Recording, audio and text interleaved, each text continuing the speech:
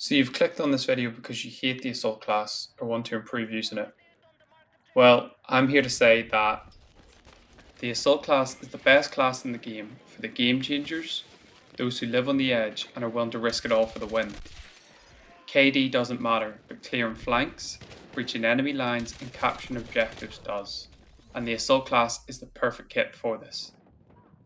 From the perspective of a top 1% assault player with over 7,400 kills.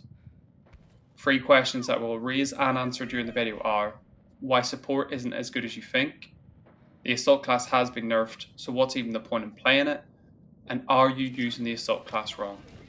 So stick around to the end of the video to find out.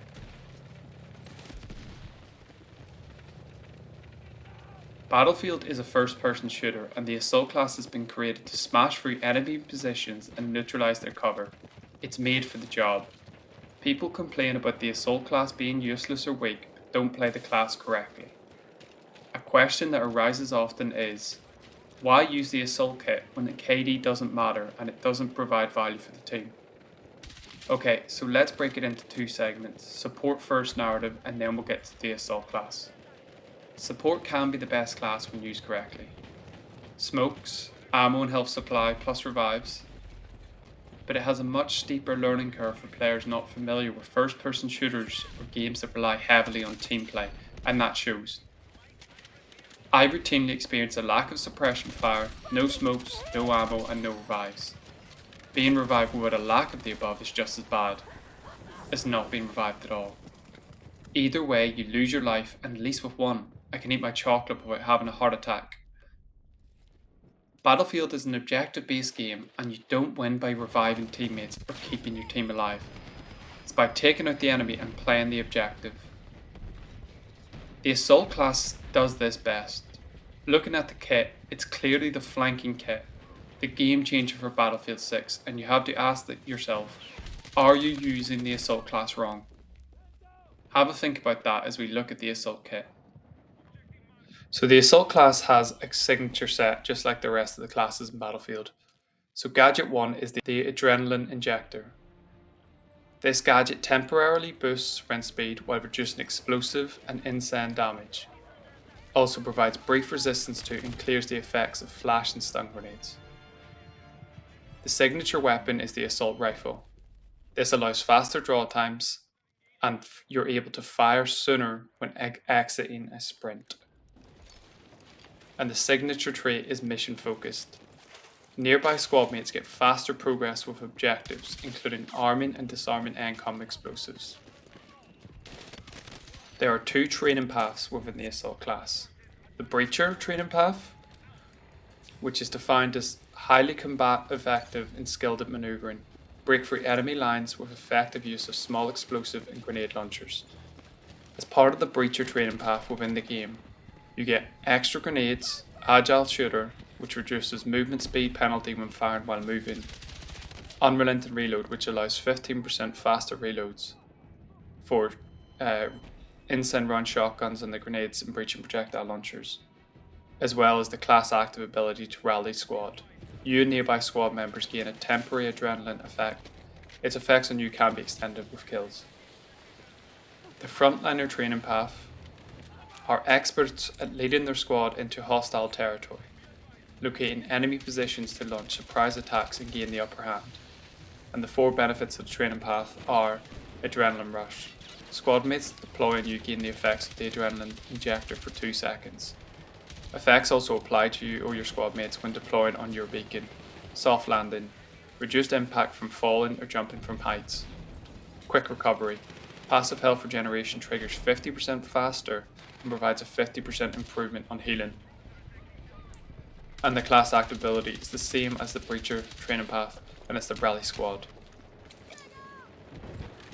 Now let's look at the gadgets.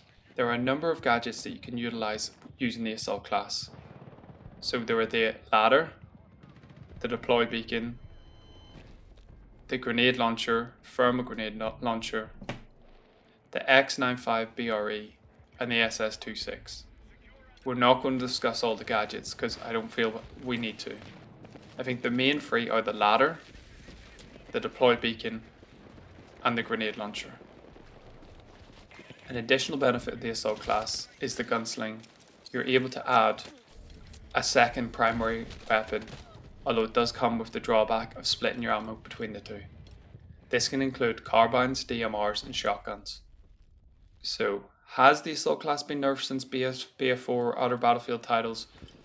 It depends on your playstyle, but when used correctly, it's extremely effective. Assault class does not have a steep learning curve compared to other classes, and for the casual gamer or those new to the Battlefield franchise, it offers a more relatable experience that will firstly help them enjoy the game, and secondly get used to the basics. Typically, players will use the assault class and then proceed to play too defensively and act like a better support player without the kit, getting less kills and providing less value to the team.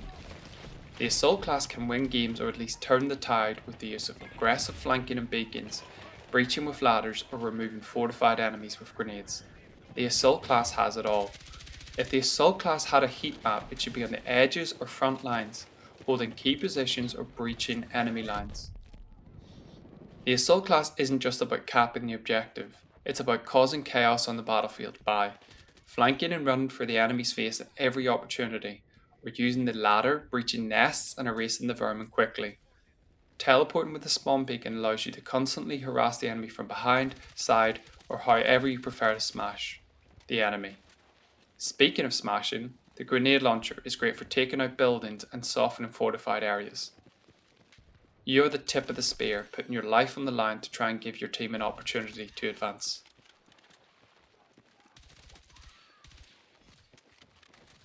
So the assault class is all about chaos, lighting up enemies and causing carnage. Quite a lot of feedback in the community that the time to kill is too quick and every time you move you die. Being the assault, it's a constant pull between 0 and 100 and it's finding that balance. As an assault player, the odds usually aren't in your favour and it's known when to put the pedal to the metal and when to hold back and hold the angles. But by using your gadgets you can put the odds in your favour.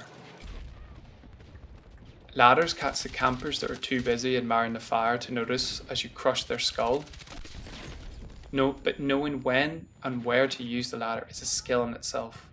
Whether that's used to create an alternative angle and watch the chaos unfold, using the outer ends of the ladder to reach the tops of buildings to erase the tactically positioned enemies, a runway to breach windows, or even create alternative paths that catch the marshmallow burners off guard, and many other fun uses. Grenades remove protection and can open up pathways. Frag grenades are the aggressor's edge and the perfect choice for the assault class, allowing you to direct that lethal blow. Whether that's for clearing entrenched enemies, finishing up enemies, or even forcing the enemy's hand. The frag grenade is an essential piece of kit for the assault class. The frag grenade can be aided by the grenade launcher, which can really terrorise the enemies. But for me, I'd rather have a spawn beacon, which creates a portal to eviscerate the enemy from behind, repeatedly at my choosing. Here's a quick guide on how to place the spawn beacon. So all you have to do is put it in an area. When it goes white, you hit RT on Xbox, R2 on PlayStation 5. But make sure you put it somewhere that's off the beaten path or well hidden, like the areas on screen now. It's important to place them when no one is looking. The last benefit of the assault class is the gunsling. Tell me this wasn't inserted by someone that was about to be fired who was an assault class main, or by a mold that Activision planted to destroy the gaming experience of thousands of Battlefield players. The shotgun has been kissed by the devil and is unplayable against. All you think is, ooh, enemy, already dead. Single-handedly clear stairwells and objectives with this bad boy. It's a shame you only get 5 bullets, but it's a damn lot of fun for the 30 seconds it lasts. But remember, don't ADS, aim for the centre of mass, use in close quarters, unless you want to make it into a rifle, pop in the slugs and you're good to go. But most importantly, don't do this.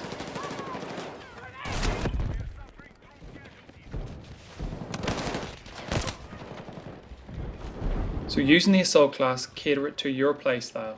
But remember, as an assault, you need to be assertive, take risks, and most importantly, take lives and make a difference. So go out there, have fun, and let me know how you get on. Remember, these are just my opinions. If I've missed anything you agree or disagree with, let me know in the comments below. If you share the same opinion as me, prepare to get slammed for letting sleep at hay. If you gotta be one thing, be yourself. The assault class is great and is useful, but the player is what makes the class. So use the class that fits your playstyle. And well, I'm not going to take the blame for dying. So before you ask, yes, I'm going to blame my tools for the job, for the countless deaths on the battlefield. With some tweaks to the kit and optionally, the assault class could be the best class in Battlefield, especially for someone new to the franchise. If you want to know more about my thoughts on closed classes, training paths and gadgets, I've outlined the buffs in a video that I would like to see in the assault class in the coming months to cement its position as the go-to class in Battlefield 6. Thank you for watching, and here's a little clip of holding the flank.